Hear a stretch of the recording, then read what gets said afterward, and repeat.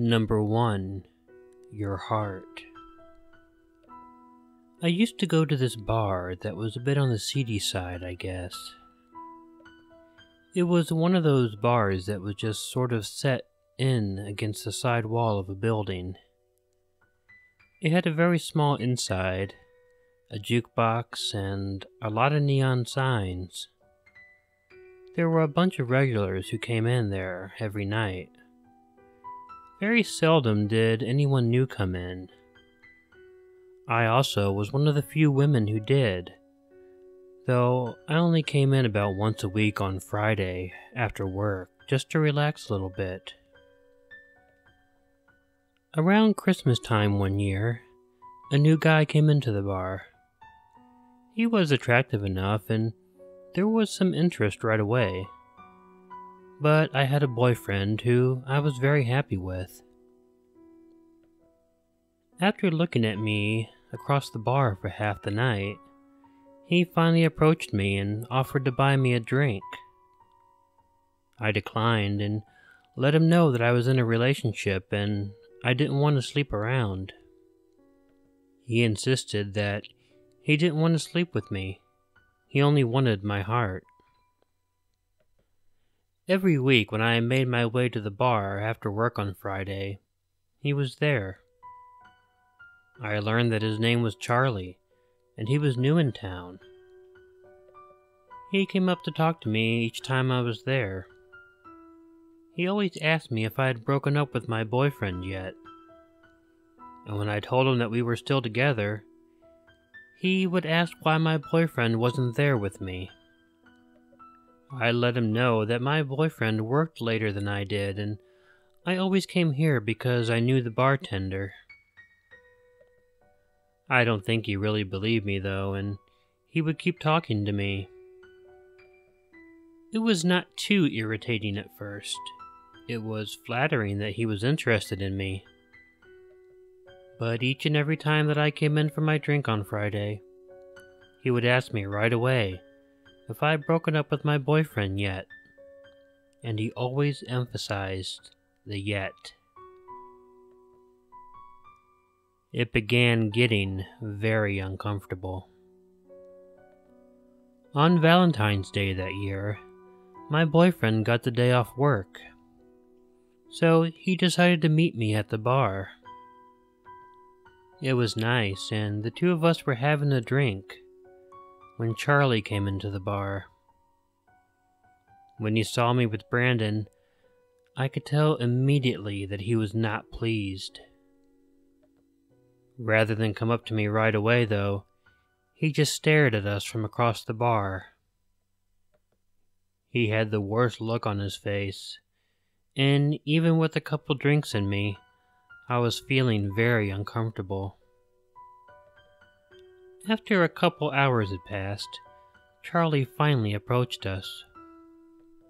With my boyfriend right there beside me, he asked me if I had broken up with my boyfriend yet. Brandon, of course, let him know that he was my boyfriend, and Charlie began laughing.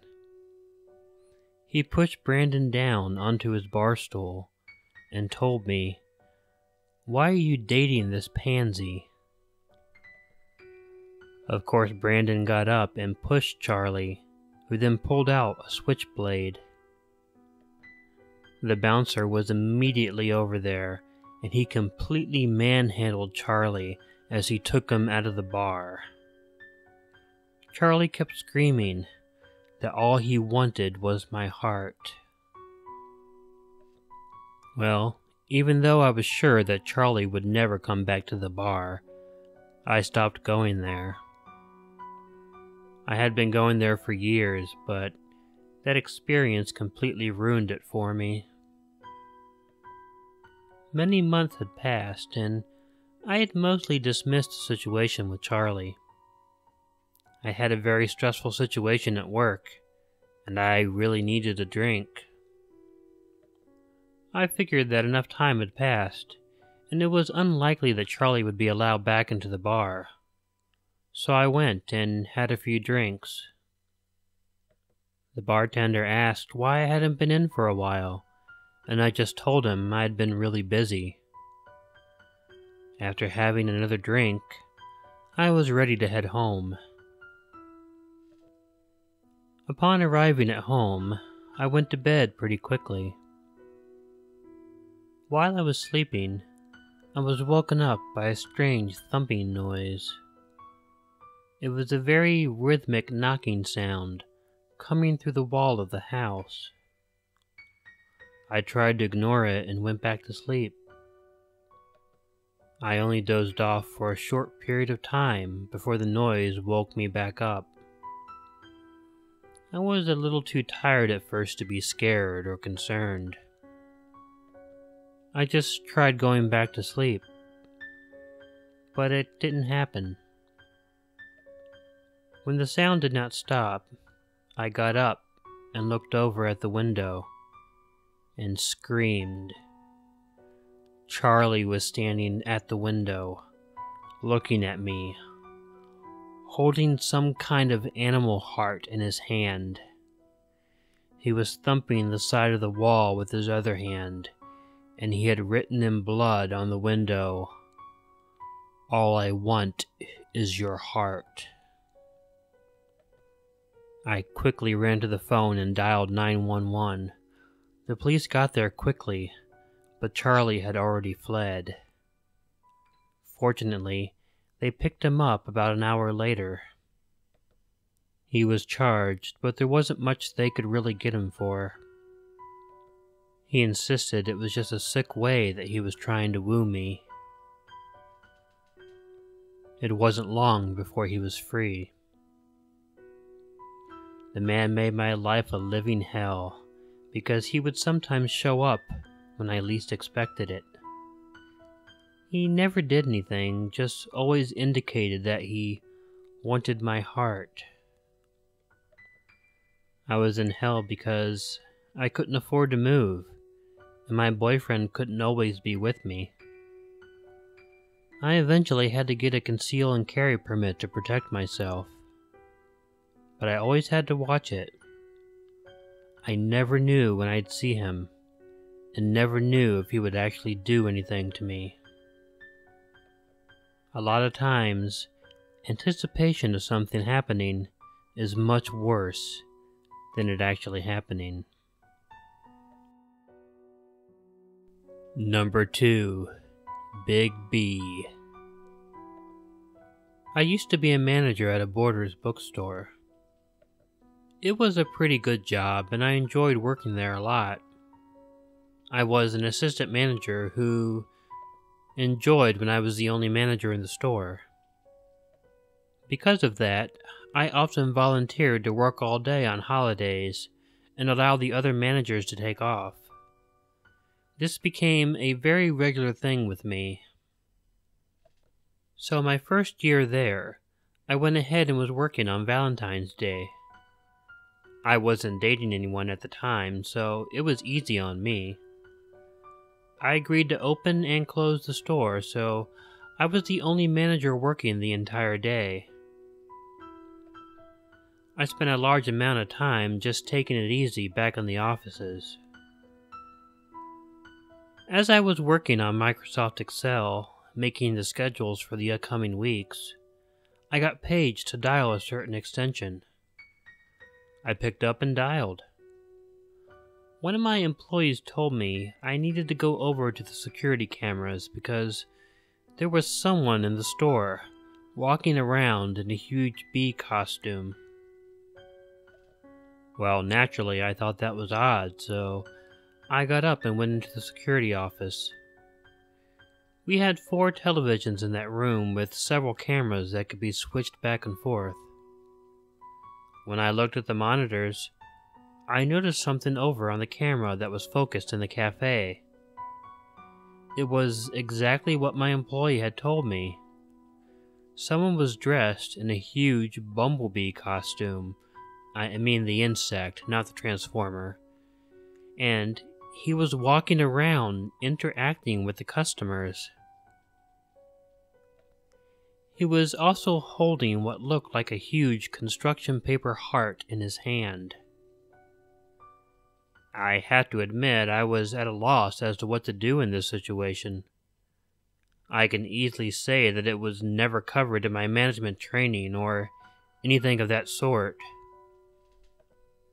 I wasn't sure if the guy was harassing anyone or soliciting anything.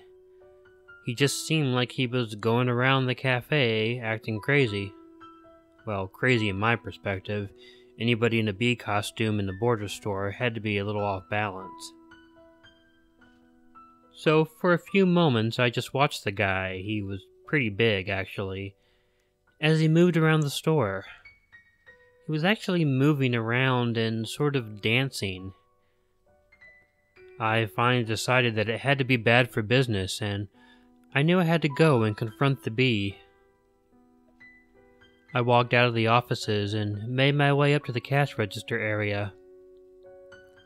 The bee was prancing around in front of the registers, and a few of my people were bent out of shape about it. The customers were evading the area as well. Not really looking forward to it, I tried to get the bee's attention. He mostly ignored me as he continued to prance around. I followed him, trying to tell him that I was the manager and that he was disrupting business, so he had to leave. Finally, out of frustration, I told him that if he didn't leave the store, I would call the police and have him removed. That got his attention. The bee had a pen, and he began scribbling something on the construction paper heart that he was carrying with him. He handed the heart to me, and then he began dancing right out the front door of the store. Once the bee was gone, I looked at the card and read, "Big B says, you're dead." That was early in the day, and I wasn't really concerned about it. By the time the store closed, I really had put the incident out of my head. I mean, I hadn't forgotten about it because, honestly, who could ever forget such an odd experience? But I really wasn't concerned about it. I closed the store and let the regular employees go home. After I was done counting the money and setting up the system back up, I went into the security office to turn off the monitors. When I did, I saw the man in the bee costume standing at the front of the door to the store. As I watched him, he was holding up another construction paper heart, displaying it to the camera, and it read, "Remember what Big B said?" He must have been standing there for a while because he couldn't have known when I would walk into the office. I decided I would go up to the front of the store and let him know that I was going to call the police if he didn't leave. By the time I got up to the front, however, he was gone. I couldn't really call the cops if the bee was gone, but I was hesitant to leave the store. I went back into the office and watched the monitors for over half an hour. He didn't come back. When I was finally sure I was safe, I set the alarm for the store and left and locked the doors. I cautiously walked around the store to the side where the employees were allowed to park. As I walked around the corner, standing off in the distance, was that damn bee, watching me. He had been waiting off the ground where the cameras couldn't have seen him, and he was holding a knife this time instead of a heart. The words rang in my head. "Big B says, you're dead." I immediately ran to my car as I saw the bee begin moving towards me. Fortunately, I was closer to my car and was able to get into it and lock it before it got to me. Further fortunately, the horror movie cliche of the car not starting didn't affect me, and I started my car, pulled out and almost hit the bee, which I really didn't mind. I shifted into drive and took off out of the parking lot. As I looked in the rearview mirror, I saw the bee dancing around again, like he had been doing inside the store, and thought to myself, man, that is one sick fuck. I wasn't really sure what I could do about the bee. I mean, I couldn't call the cops. He was in a costume, so I didn't have a real description of him other than he was big and in a bee costume. Any big guy I saw in the store could have been him. Any big guy in the parking lot could have been him. It made every night at work a nightmare, and I never left the building alone at night again.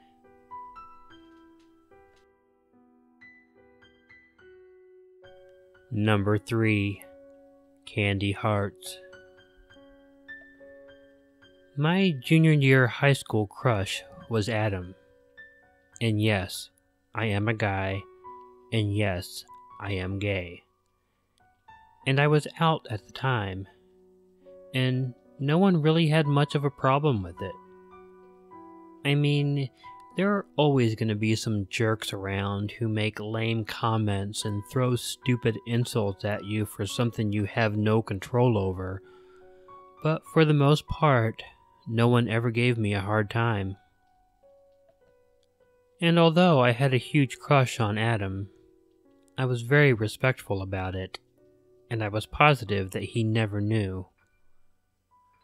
A lot of guys always freak out that they may be in the locker room being stared at by a gay guy. Well, if you were, it wasn't going to be me. I hated the whole locker room experience. But mostly, I was respectful. I did my thing, changed, and left. I tried not to stare too long when I saw him in the hallway either. When you have a crush on someone, it's not the best idea to make them uncomfortable. I was very happy having my crush, and very happy knowing that Adam would never know about it. But my best friend Tammy thought I should just have told him that I liked him. She told me that everyone in school knew I was gay, so what could it hurt? If he had wanted to kick my ass for being gay, he would have done it a very long time ago. At the worst, if I told him I liked him, and he didn't, he could tell me he wasn't interested, and I would be heartbroken for a little while. But at least I would know. Well, despite Tammy's thoughts, I never had the courage to do it. However, she wasn't as shy about it as I was. One day in the cafeteria, about a week before Valentine's Day, she actually went up and told Adam that I liked him. I didn't know what his reaction was, though. I was too embarrassed and too humiliated by it. I quickly left the cafeteria. For the next week, I just did my best to stay out of Adam's way. Tammy had told me that Adam hadn't believed her and didn't say much else. I don't know. Seemed like a weak explanation to me. He was obviously uncomfortable with the revelation, and Tammy's idea had backfired. Now, I was even too shy to look at him at all. Tammy apologized profusely, but she insisted it was better to know he was not interested. I'm not so sure. On Valentine's Day, I left the school right after school let out, without talking to anyone, not even Tammy. There is a small wooded area behind the school that I used to go through on my way home. As I was walking up to it, I heard someone call out, "Josh!"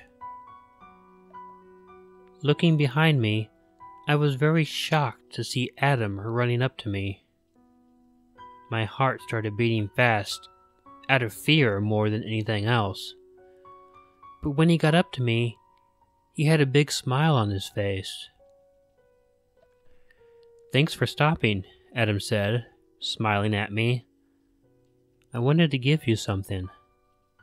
"What?" I asked, still thinking it was going to be a fist. Adam reached into his book bag and pulled out a heart-shaped Valentine's box of chocolates. "I'd be happy if you'd eat some of these with me." I was so overjoyed, I couldn't even respond. All I could do was nod as the biggest shit-eating grin in the history of my life spread across my face. Adam and I sat behind a tree. He opened up the box of chocolates and held them out to me. I took one and ate it. He set the box in his lap as he talked to me. Once I was done with my first piece, he offered me another. He talked, but I barely heard a word that he was saying to me. I was so elated. By the time I had gotten 5 pieces eaten, I was giddy. And it was then that I noticed that Adam hadn't eaten 1 piece of the candy. I looked at him as he was talking and realized I had no idea what he was even saying to me. It wasn't that I was elated.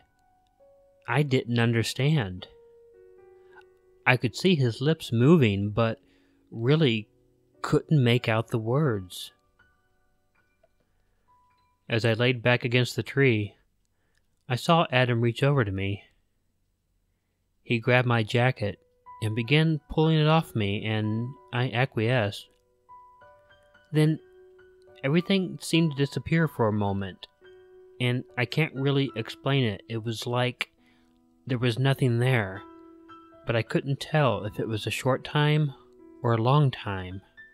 It was just no time. And then I opened my eyes.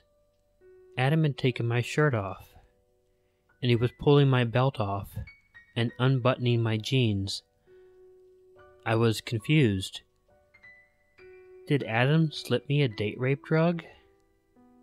And he knew I had a crush on him. Why did he think he needed to slip me anything? He began pulling my jeans off, and that was really the last thing I remembered. When I began coming around, I felt weird. I at first had no idea where I was or how I got there. I was in some pain in my groin, but the confusion was worse. I looked around and I was alone. It was dark. I appeared to be naked. Then looking down, as my head cleared, I saw why I was in pain. My crotch was completely covered with ants. Looking on the ground, I saw a huge line of ants on its way to and from me. I tried to get up, but was groggy at first. I tried shooing the ants off my crotch, but it was sticky. I didn't know what they were doing to cause the pain, but I tried to get up, and when I first did, I fell and landed on my arm against a tree, breaking it. The pain helped me become a bit aware, and I got up, shooing the ants off of me, although it didn't do any good. I wasn't too far from the school. I looked around and couldn't find my clothes. The only thing I had to cover myself with was the leftover Valentine's Day box. I had to ignore the pain both in my crotch and in my broken arm, holding the Valentine's box over me and running to the school. A few guys saw me and laughed their asses off. I made it to the school and was taken to the nurse's office and later to the hospital. Unfortunately, once I got cleaned off, my crotch was very red and very sore. It looked terrible, and there was some scarring once it had healed. But it didn't seem like there was any terrible major damage. Apparently Adam and his buddies hadn't planned this out very well. I was also put in a cast, of course, my first one ever. I was too embarrassed by the whole thing to even tell people that Adam had done it. I kept the explanation to myself. For nearly 2 weeks, I was in pain whenever I walked around. I had to take the laughs of people, but nothing hurt worse than the laughs of Adam and his friends whenever I saw them. The worst part of all this was 5 years later, I saw Adam again, dancing in a gay bar. So he actually was gay, which made the whole gay bashing incident even worse. I was still pissed at him for what he did. Fortunately, though, I knew some really big and strong leather guys who were good friends of mine, and they weren't opposed to helping me get some revenge on my high school crush.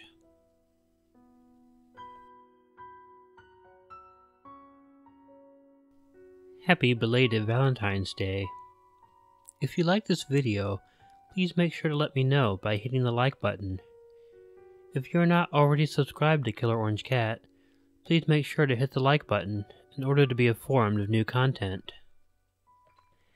I had planned on getting this up earlier in the day, but I stupidly burned the hell out of my hand earlier. It took hours for me to get over the pain, so the video was delayed a bit, so now, rather than a Valentine's video, it is a belated Valentine's video. But hopefully, all of you were too busy with your Valentine to be listening to this orange cat anyway.